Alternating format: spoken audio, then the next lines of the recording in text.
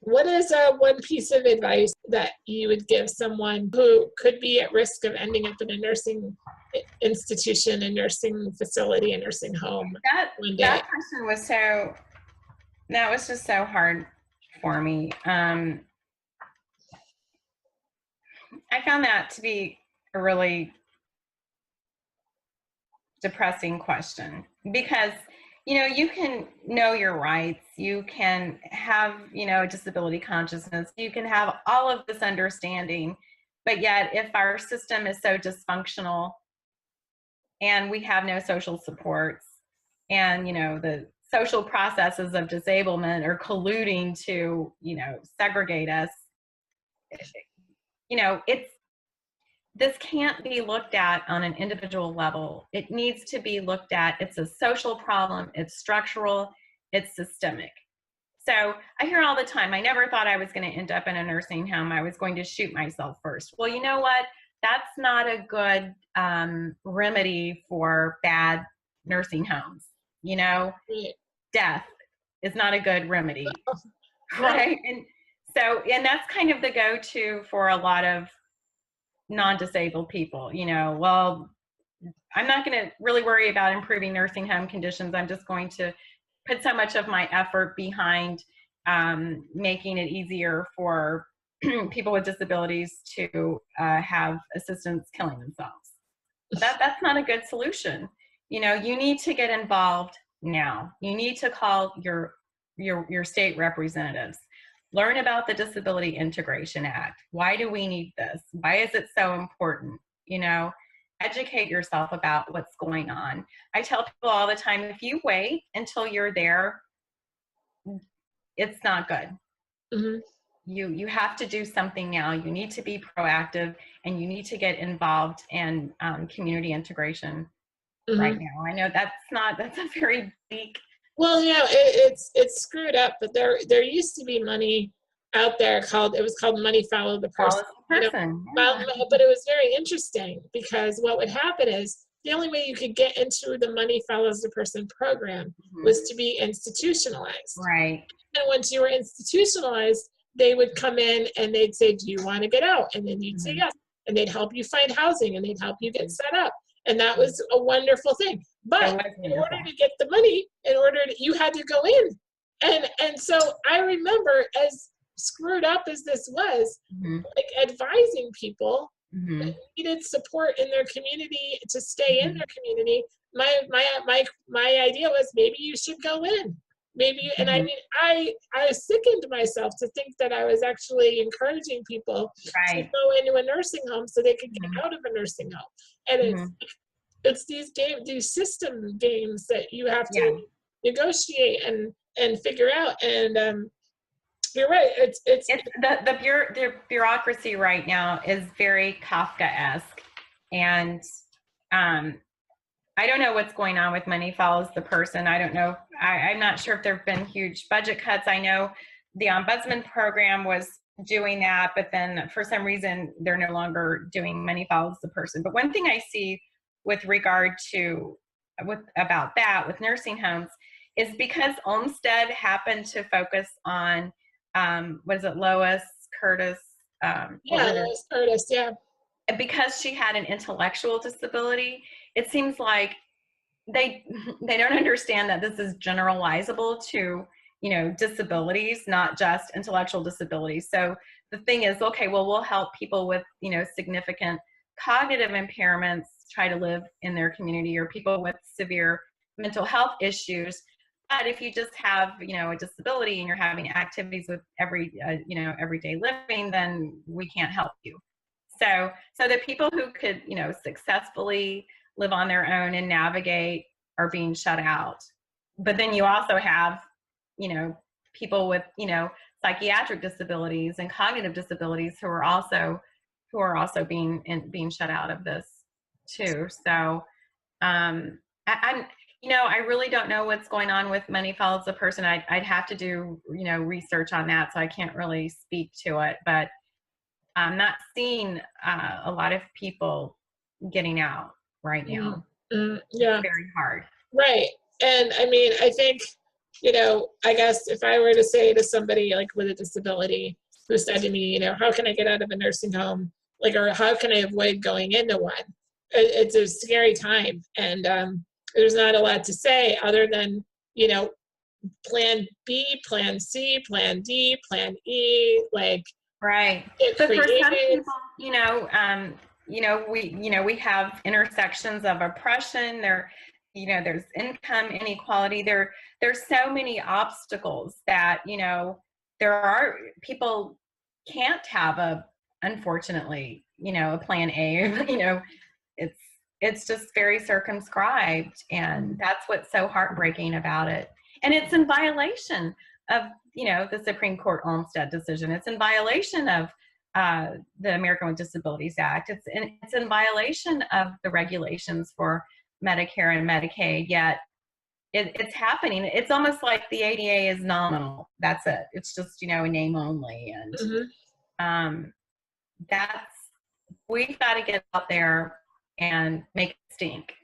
And yeah, and we have to know, and, we have to, and I think an ombudsman will allow us to get to people and be closer to it, the experience, and fight harder. And I think it makes us all better activists. right. And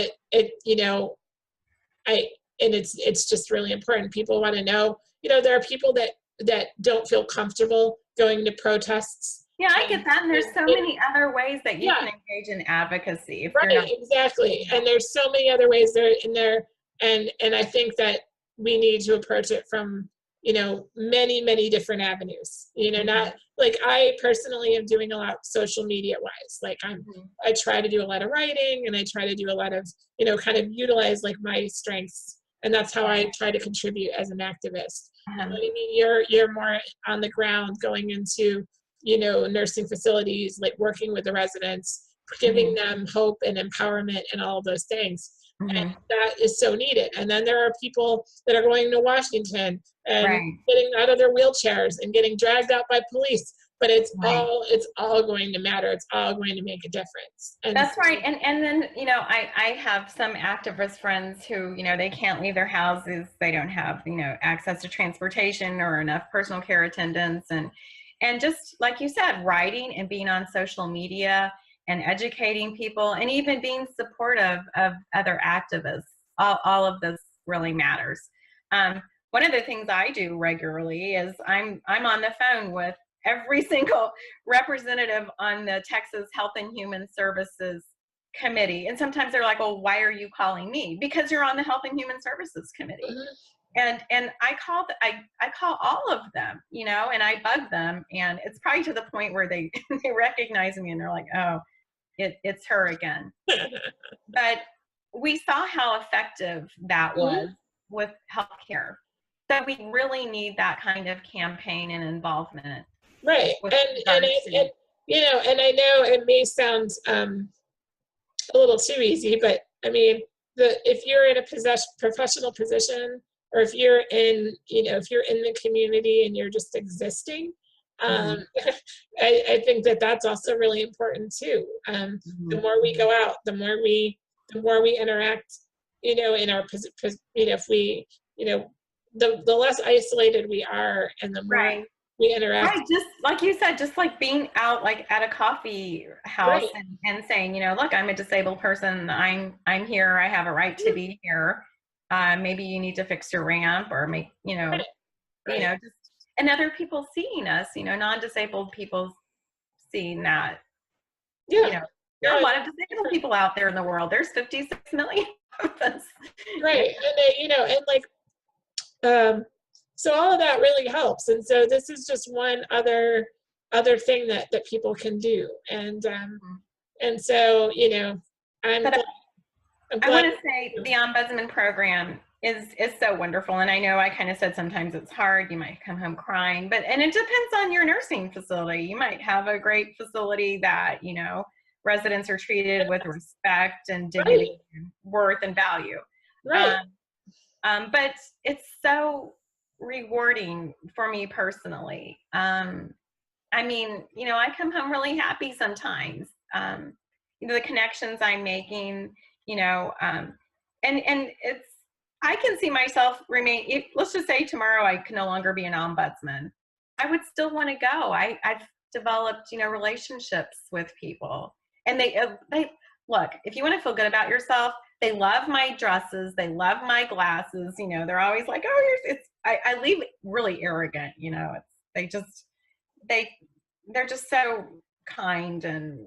Well, I mean, you do have really great dresses. So. You're gorgeous, and I would be complimenting you too.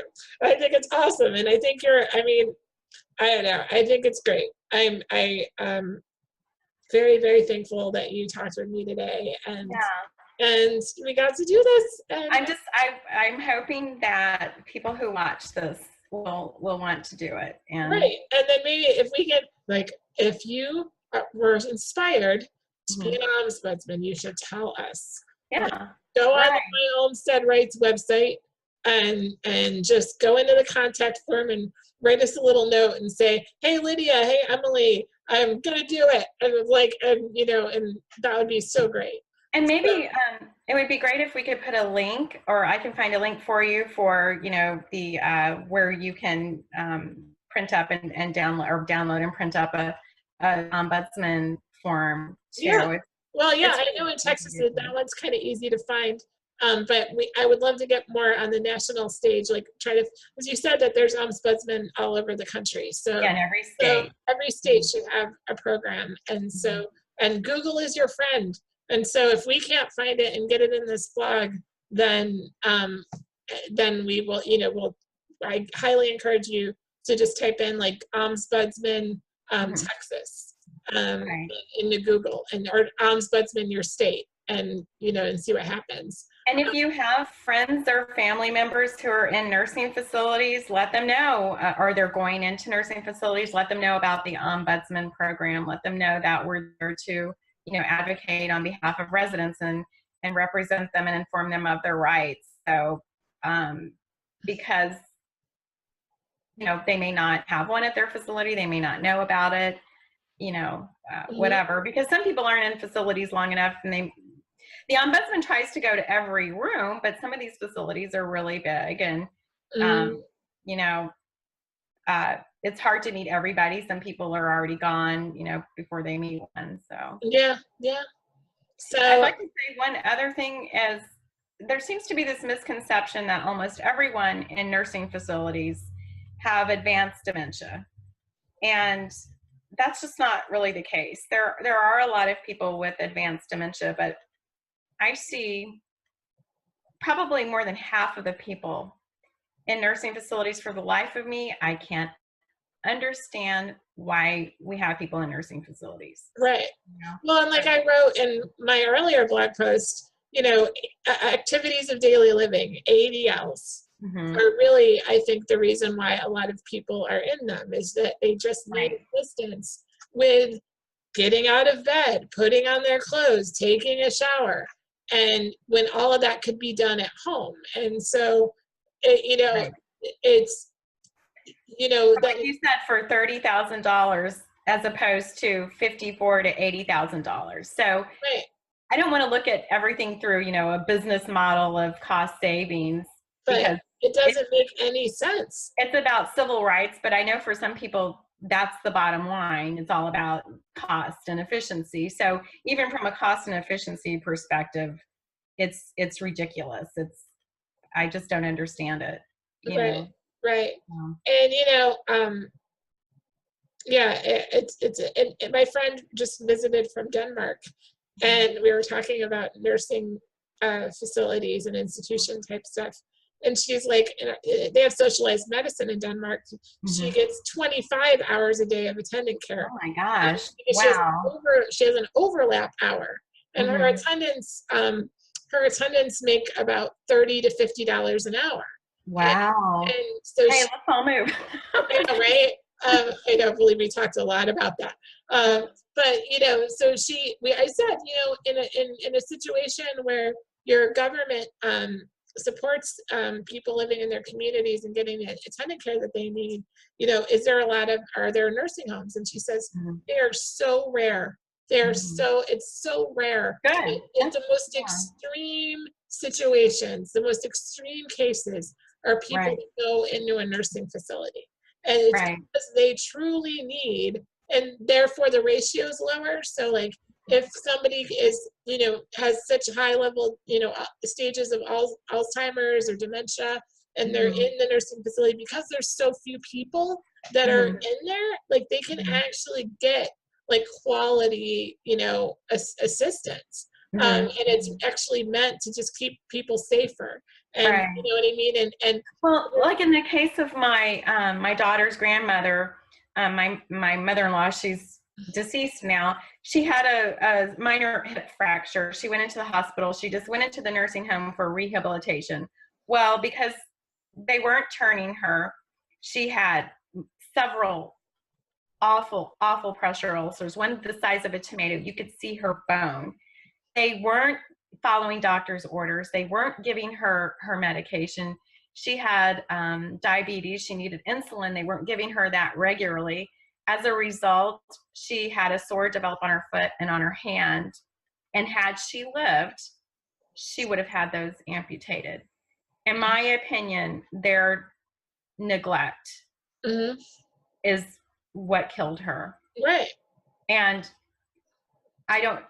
she could have easily gotten physical therapy in her own home. She was taking care of her own insulin for years and years. She's, you know, she had been diabetic since she was young. She had no problem with it, but yet something so simple as that. And you see this all the time. There's nursing homes who are not giving them their medication. Right. Or she just turned 70, you know. Well, and did you read that CNN article where there was that drug that was being prescribed that basically made people catatonic? Like it was prescribed it was supposed to be for Alzheimer's, but they were just prescribing it to people to keep them quiet and to basically to numb them to the nursing home facilities.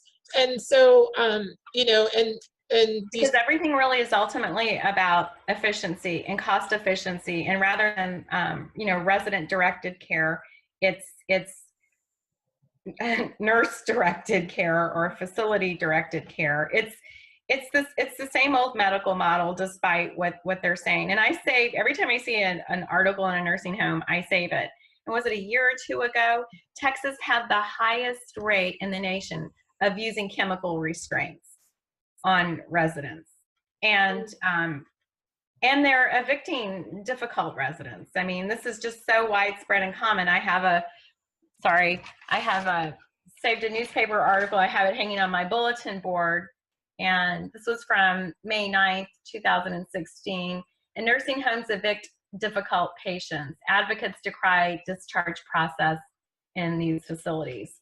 And that's what they're doing. I mean, if someone requires too much care or they're justifiably complaining, then they get kicked out.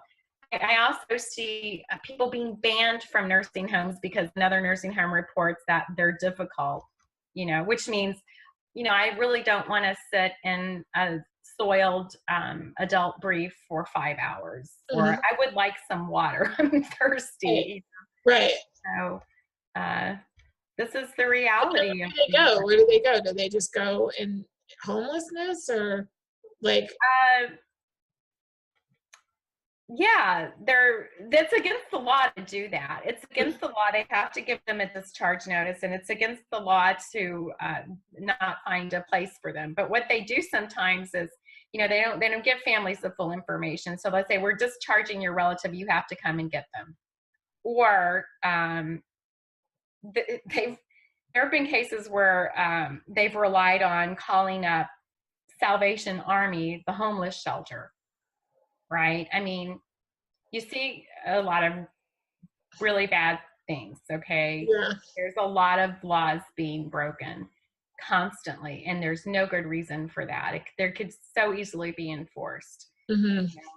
There was a really great little, not a documentary, but it's from it was America Al Jazeera News, and I wish I could remember the title, but it was a segment on nursing homes in the United States.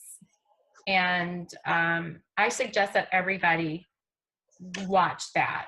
You probably, I need to give people a trigger warning about it. Oh, really? But I watched that and I was like, wow, okay, this is how things really are. Wow.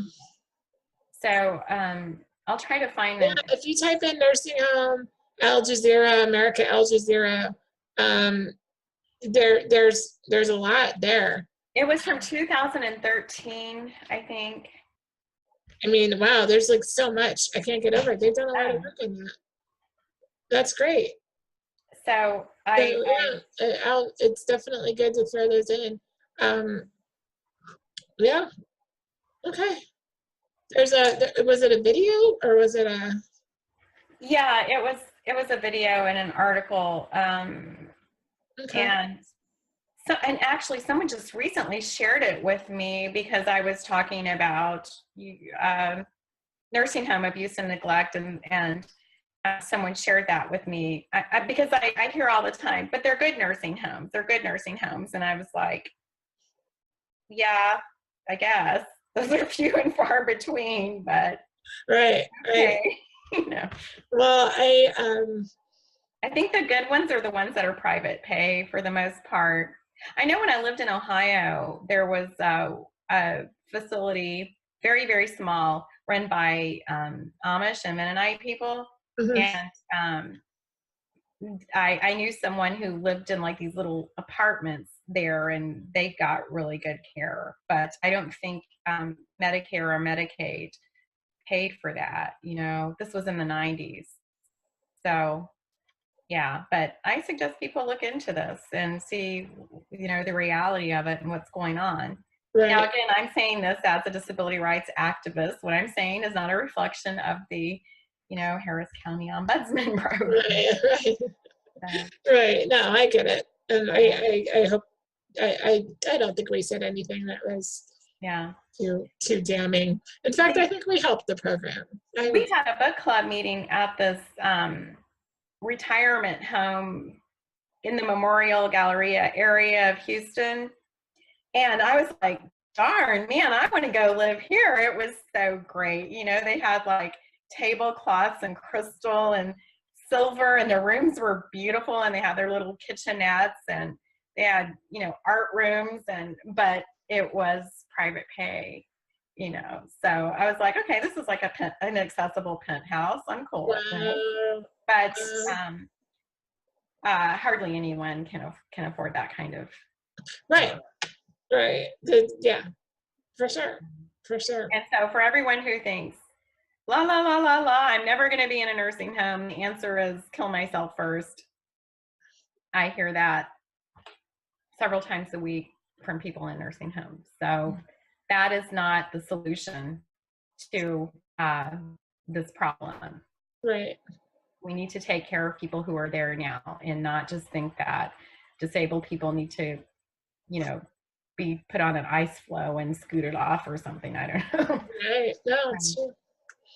Well, I can't thank you enough for your time and for this interview. And I have no idea how we'll edit it down and get it all set up, but I think it was all really good. Oh, good. But I talk a lot, Emily, so. Fine. I'm going to stop recording now, but thanks so much we'll talk in a second. I'll just stop recording. Thank you so much for doing this for us, Lydia. I really appreciate it. Thank you for doing this. I'm really hoping that we can get a few people. I go to a community college. I've gone to one of my old social work professors invited me to go to one of her classes and talk about it. And I never found out whether anyone actually became a ombudsman or a volunteer ombudsman, but I would love to know if, you know, this motivates or inspires anyone to do so. Well, and I hope that, they do go to let us know. It'd be great if we could get at least one volunteer. Right. All right. Okay, I'm going to stop, and thanks so much. And thanks. Hopefully we'll talk more soon.